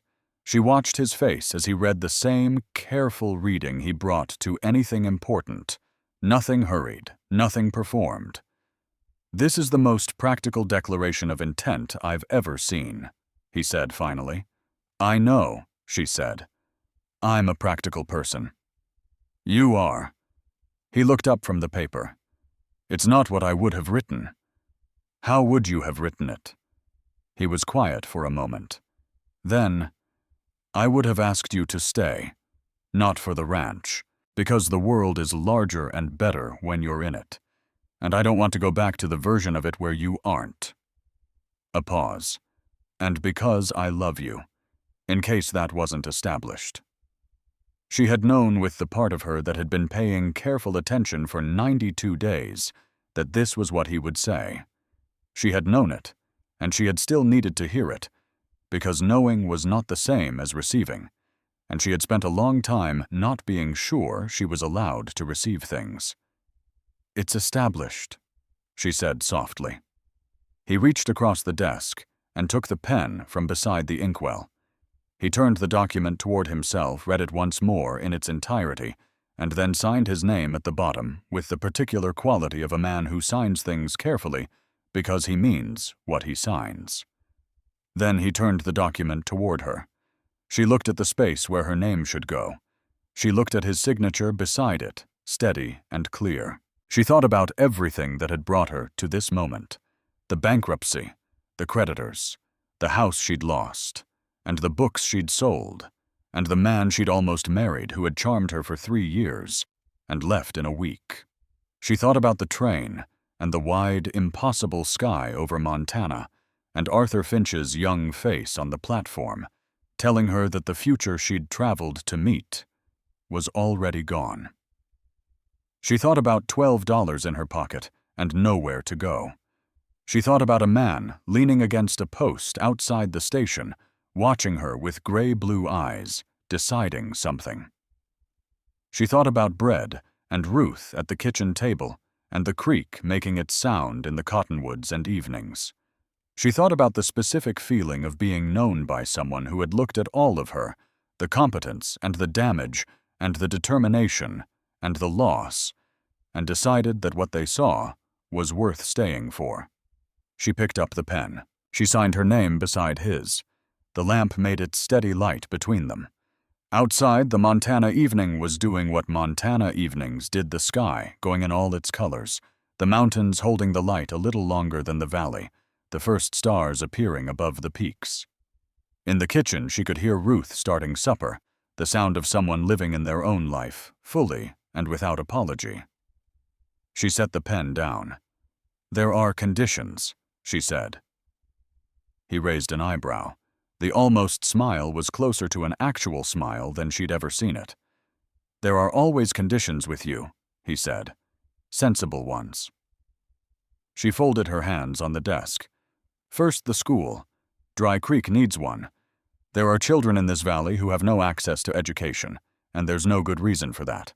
I want to use the space in the old feed barn. It's good construction, and it's not being used for anything, and I want to find a second teacher within the year. Done, he said without hesitation. Second, I want to write to a woman in Helena Josiah Crane's wife and tell her what her husband did, that he was trying to do the right thing, and that it mattered. She deserves to know. Also done. Third, she paused. Ruth should go into town when she wants to. She should not need permission or escort or a reason. She's been a prisoner in this house for 4 years without anyone intending to make her one. That ends. He was very still for a moment. Then he said, I should have said that myself a long time ago. Yes, Ellie said. But you were protecting her the only way you knew how, and you were wrong about the method, not the intent. Those are different things. He looked at her with those gray-blue eyes, and in them she could see all the complicated geography of a person, the loss and the stubbornness and the particular loneliness of someone who had learned to manage alone, because managing alone was what the circumstances had required, and who was only now beginning to understand that the circumstances had changed. Is there a fourth condition? He asked. Yes. She stood up and came around the desk, which was a thing she had not done before in this office, crossing from one side to the other, with deliberate intention. She stood in front of him, and he looked up at her, and she said, The fourth condition is that you trust me. Not as an employee trusts an employer, or a partner trusts a partner for business purposes. Actually trust me. Tell me when something is difficult instead of managing it until it becomes a crisis. Let me in before the walls come in, not after. She paused. I understand why you don't. I understand that trusting people costs you something real, and that you've learned through experience to be careful with that cost. I'm not asking you to be careless. I'm asking you to be willing. He stood up. He was looking at her with an expression she had never seen on his face before, fully open. Nothing managed or guarded or carefully arranged. Just him looking at her with the full weight of everything she'd said, settling into whatever the equivalent of settled ground was, inside a person. I'll try, he said. I can't promise I'll do it well at first. I don't need you to do it well at first, she said. I just need you to do it. He put his hand against her face the way she'd seen him touch the young horses, with the same quality of attention, careful and completely present. She put her hand over his the way Ruth had put her hand over his that night in the kitchen, and felt the weight of him, and the warmth of him, and the specific feeling of standing in a place where she had chosen to stand. He kissed her, then not urgently, but completely, with the quality of a man who had been thinking about something for a long time, and was finally doing it without reservation. She kissed him back with everything she'd been holding carefully for 92 days, the accumulation of evenings and mornings, and conversations about ledgers and horses, and the books she'd sold, and the ones she'd loved, and the world that had taken so much, and led her here. When they finally separated, they were still standing in the office in the lamplight, with the signed agreement on the desk between them. We should tell your mother, she said. My mother already knows, he said. She's been telling me since the 2nd week. What did she say? He thought about it. She said that some people come into your life and you can feel immediately that they're going to change the shape of it, and that the only question is whether you're going to be brave enough to let them. Ellie was quiet for a moment. Then she said, Your mother is a wise woman. She is, Colt said. She's also currently making supper, and she will absolutely not acknowledge any of this at the table. She'll just act as if it's the most natural thing in the world. I love her for that, Ellie said. She picked up the signed agreement from the desk and carried it to the shelf and placed it between the ledger for the year 1882 and a copy of Emerson's essays she'd found among Colt's books and borrowed 3 weeks ago, meaning to return it, and not quite managing to. She supposed it was hers now. She supposed a great deal of things were hers now, in the way that chosen things were different from assigned things lighter, somehow despite being more real. They went to the kitchen. Ruth was at the stove with her back to them. She did not turn when they came in. She said without looking, "Supper's in 20 minutes. Ellie, the cornbread needs another check." Ellie went to the oven. She was aware of Colt sitting down at the table behind her, aware of the exact domestic ordinariness of the scene, a kitchen, a woman at a stove, a man at a table. The smell of something good cooking. She was aware that this was not the life she had planned. She had planned a practical arrangement with a man she'd never met, in a state she'd never been to, and instead, she had found through accident and loss, and the particular grace that sometimes lived inside terrible things, a life she had chosen freely, and with full information in the full knowledge of its difficulty and its distance from anything familiar. She checked the cornbread. "It's ready," she said. Ruth turned and looked at them both with the expression of a woman who is choosing not to acknowledge the obvious, because the obvious doesn't require acknowledgement. It simply is. "Good," she said. "Set the table."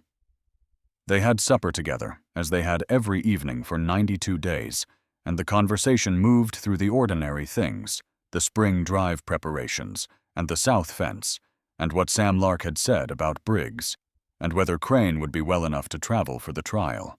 Ruth told a story about something that had happened at the ranch when Colt was 8 years old, that made him protest, and made Ellie laugh, and the kitchen was full of the sound of people who were glad to be where they were.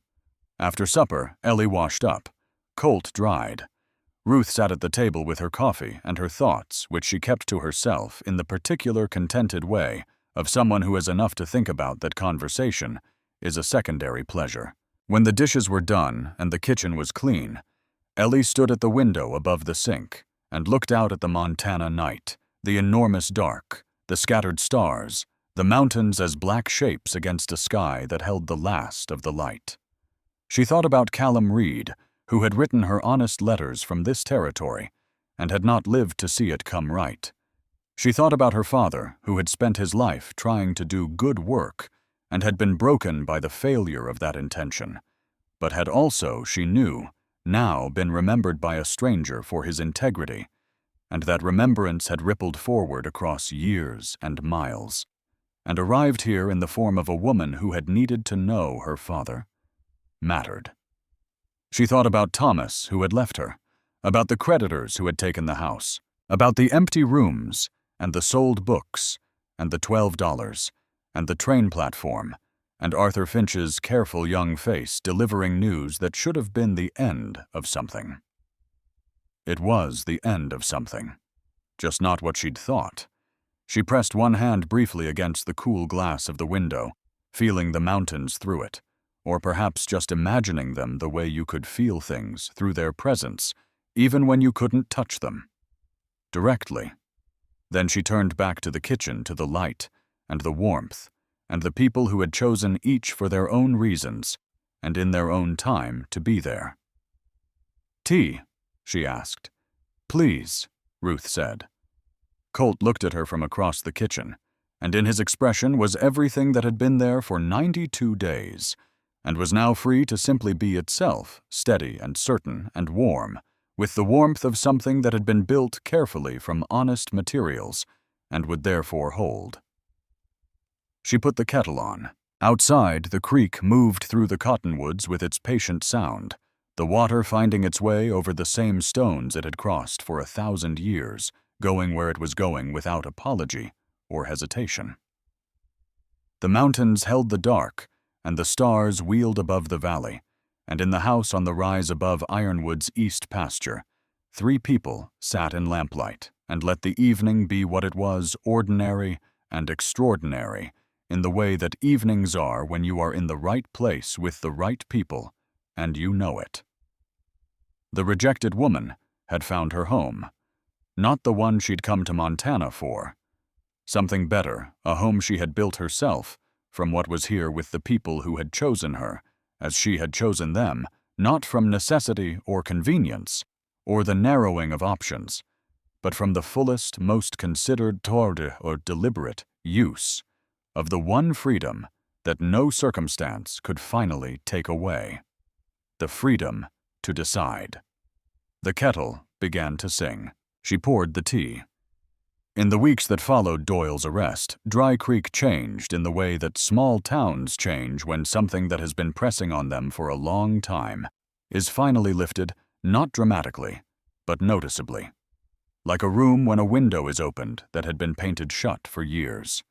Sheriff Weston's resignation was followed by a deputy election, which Sam Lark won by the widest margin in the county's brief history. He wore the sheriff's star with the particular expression of a young man who had surprised himself, and May Calloway told Ellie that she had seen the look before, and that it was the look of someone who had just found out what they were made of. Arthur Finch, who had handled Reed's estate, came to see Ellie at Ironwood one afternoon in June with the expression of a man who had been carrying something uncomfortable for some time and had finally decided to set it down. "I didn't know about Reed," he said, sitting in the kitchen.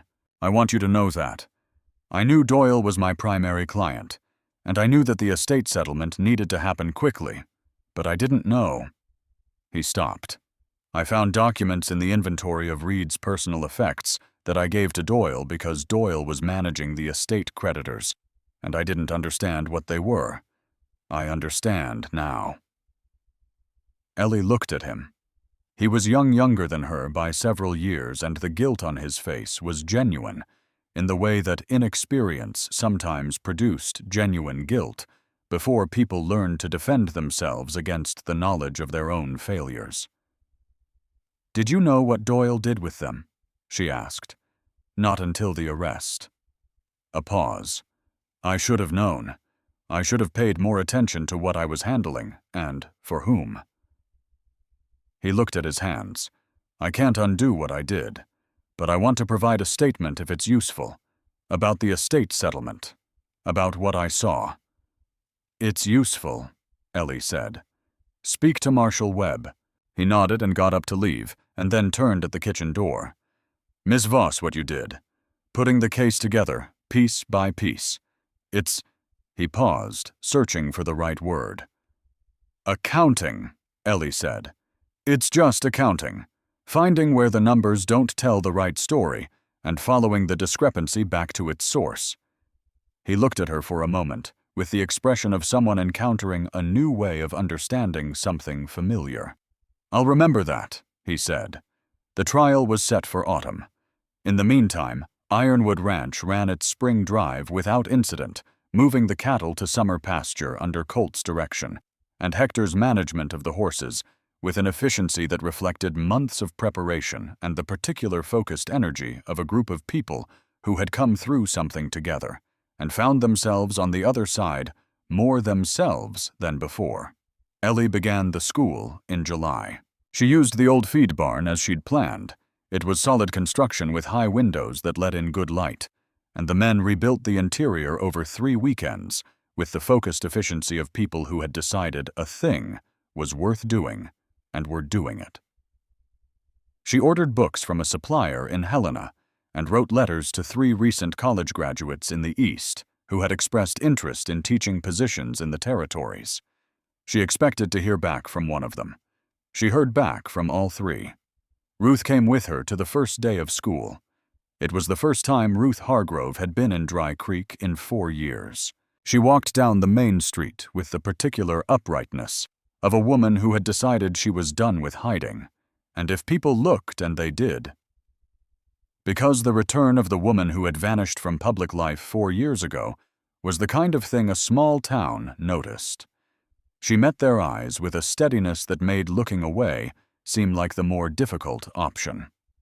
May Calloway was waiting on the porch of her boarding house, and when Ruth passed, May simply said, About time. And Ruth said, "Yes, it is." And something passed between them that was years old and needed no explanation. At the school, 12 children arrived on the first morning, ranging in age from 6 to 14.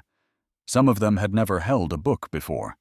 Some of them were reading above their age level and hungry for more. Ellie stood in front of them in the barn she'd converted into a schoolroom, with the mountain light coming through the windows, and felt with a completeness that had nothing to do with what she'd planned or expected or wanted before Montana, that she was exactly where she was supposed to be. Not because fate had arranged it, because she had. The partnership agreement that she and Colt had signed sat on the shelf in the Ironwood Ranch office between the 1882 ledger and Emerson's essays, and over the following months, it accumulated company, the spring ledger, the summer projections. A letter from Crane thanking them for their testimony, a small, dried sprig of prairie wildflower that Ruth had pressed and left on the shelf one morning without comment. The wedding happened in September, which was the best month in Montana, the heat broken, the light going golden, the mountains beginning to show the first color on their upper slopes.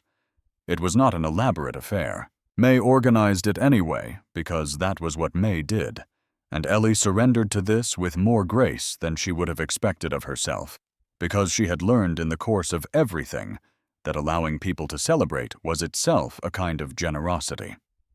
Sam Lark stood with Colt. Ruth stood with Ellie. The 12 children from the school sat in the front row at May's insistence and watched with the concentrated attention of people who understood they were witnessing something that would make sense to them later. She said the vows clearly, with the directness she brought to things that were true.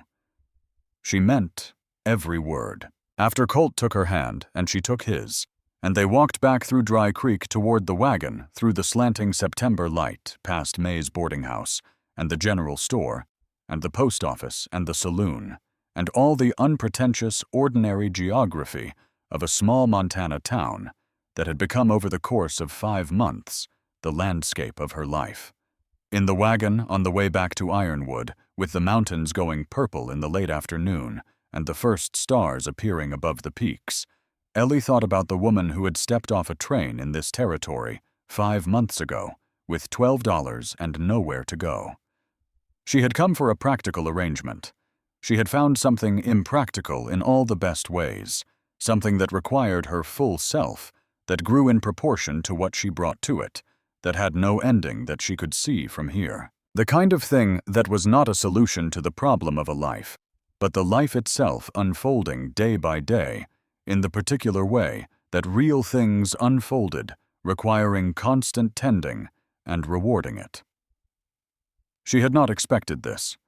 She had not planned it or arranged it, or known to want it. She had only been willing to stay when it appeared. That she thought had been enough. More than enough. The wagon rolled north toward Ironwood Ranch, toward the lamp that would be lit in the kitchen window toward Ruth and supper and the evening ahead. The mountains held the last of the light. The creek could be heard below the rise, steady and patient, and doing what it had always done, finding its way forward through the changing country. Eleanor Voss Hargrove settled her hand in her husband's and watched the landscape she had chosen come toward her in the failing light, and felt the particular, uncomplicated contentment of a woman who knew where she was and how she had gotten there, and what it had cost, and what it was worth. All of it. Worth it. Every bit.